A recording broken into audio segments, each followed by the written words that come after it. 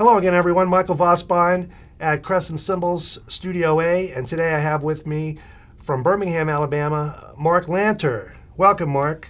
Thank you. It's good to be here. We're going to explore who you are, introduce you to everybody, and first, thank you for coming. We like when guys make the pilgrimage. That's not too far away. Come and pick out some pies and hang out and have some fun with us. Well, I've been looking forward to coming for a long time. Well, you've been with us for a while, and we sure do appreciate that. You have what I think is the best of all worlds going on, in that in and around Birmingham, you play gigs, right? Right. Outside of Birmingham, in the regional or global setting, you run out and do gigs with other people. Correct. On a larger setting. And you teach at 2 universities. And at home. And at home. Right. So we're going to explore each one of those. But that's a man that's got some stuff going on. All right. So let's go way back. Where are you from? Okay, originally, I was born in Oak Ridge, Tennessee. So I'm a Tennessean at heart. And spent part of my childhood there. And then our family moved to Tuscaloosa, Alabama in 1968. So the rest of my childhood in Tuscaloosa. Alabama boy. Yes. So you grew up here in that music? That's right. Muscle Shoals and...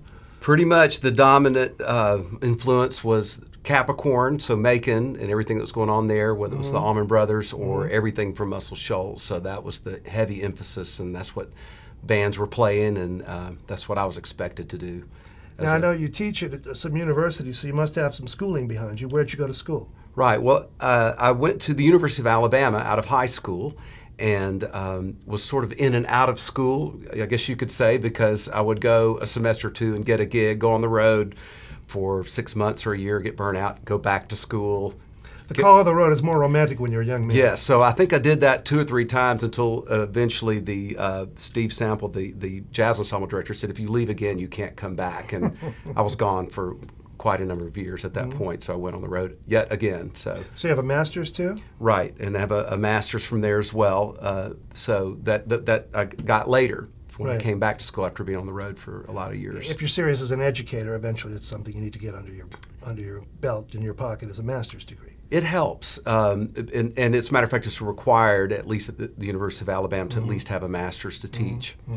So you teach where now? Okay, so I teach at the University of Alabama in Tuscaloosa, and I'm the Jazz Studies drum set instructor, and I've taught everything from jazz history to jazz theory, arranging. I've directed ensembles, and right now just private lessons. I also teach at the University of Alabama at Birmingham, and I'm teaching my own online course that I've designed there. We'll get to the online course in a second. I wanted to ask you, I've had the privilege of, on a couple of occasions, at a university or a continuing ed setting, to teach jazz history. And once it was 3 hours a week for 2 semesters. And I began by thinking, how can I ever fill this time? And I ended up thinking, how can I ever get this material covered? So as a drummer, you probably learn most of your jazz history from liner notes. And then when you teach it, you learn a lot more, right? Yes, and again, it's almost like the hits, if you will. You have to go with, I guess, the most prominent names in that sort of setting, because you've got to get it in a semester. It could easily be 2 semesters worth to do it thoroughly. But don't you feel you really get involved in that music more than ever before? And oh, yes. You just love it? Not to mention Ken Burns' series is a good helper for that. So. And they used to have the Smithsonian collection of classic jazz. Right. It was pretty hip too. And the textbooks, did you use Gridley? Or? I did use Gridley. So his seemed to be the best, even though there's a lot of stuff out there. There's so much. It's hard to discern what to use, but well, we share that common history of good. teaching jazz history and enjoying the hell out of it. Okay, so you're teaching at those universities. Now, how about your playing? What do you do locally around Birmingham? Okay, I don't play as much locally anymore. I do a fair amount of traveling, but it's all hit and run. So lots of long weekends and occasionally a week tour or something somewhere. But I have my own groups that I perform with fairly regularly. And I play with a musical entity, I'll call it, organization called the Black Jacket Symphony. And I've been doing that the last 5 years. And what kind of music is that? Okay, this... Without pigeonholing. Okay. What the Black Jacket Symphony does is replicate classic albums. So, in other words, it's not a band tribute, but it's a group, an organization that hires musicians to perform an album in its entirety, and that's the slogan's note for note, sound for sound. So, for instance, I've done 22 albums with them.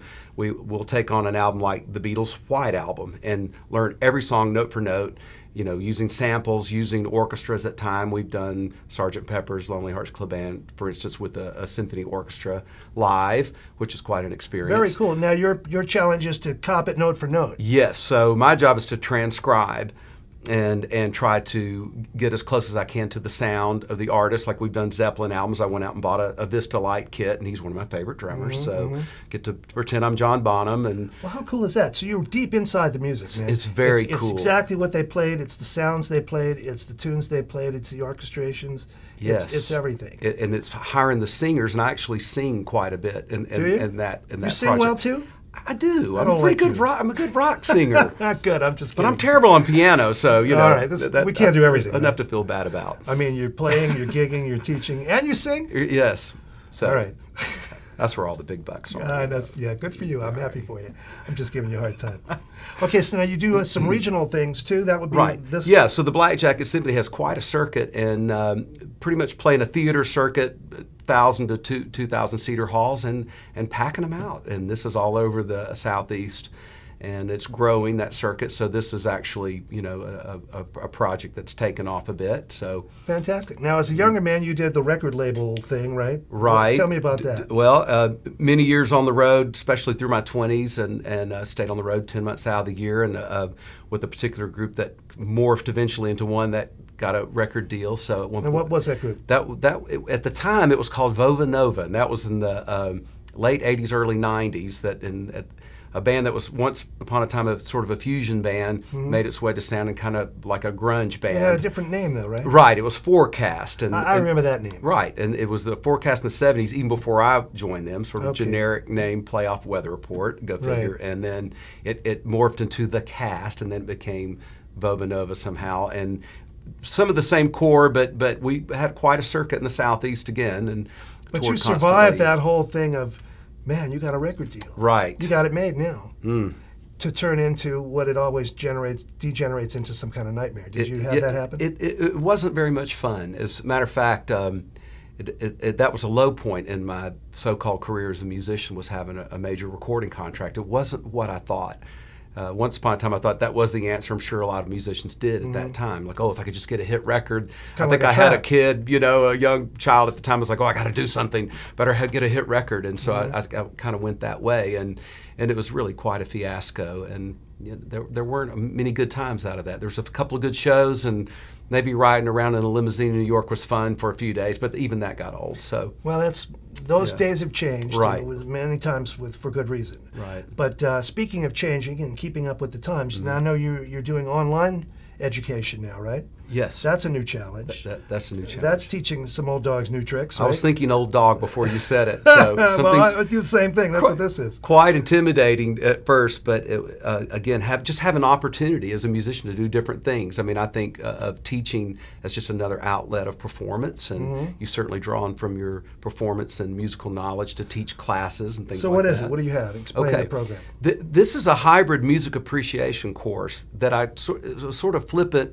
sort of request to the chair at UAB. Said, hey, if you ever want me to teach that Beatles class we used to talk about, and I actually had the opportunity. So in the books, it's a music appreciation class, but it's a certain section that they're allowing me to do my own version, and it's music appreciation with the Beatles, a new approach, and it's published this past summer on Kindle Hunt, with Kindle Hunt, and I've just had my first fully online class that I designed, and looking at a bunch of students here starting Monday. Excellent, brother. Now, where do we find that online? Okay, well, I guess you'd have to be enrolled in the course at this point. Where does one enroll? At UAB. So, so right now it's through UAB. Yes, and there's distant learning available. So I've had students in Oregon and North California and Washington, D.C., and it doesn't really matter, in Florida, wherever. So it's a real interesting process to teach classes to people who you never see their face. Right, that's interesting. Well, we'll post up some stuff at the tail end of the video of how people can contact you.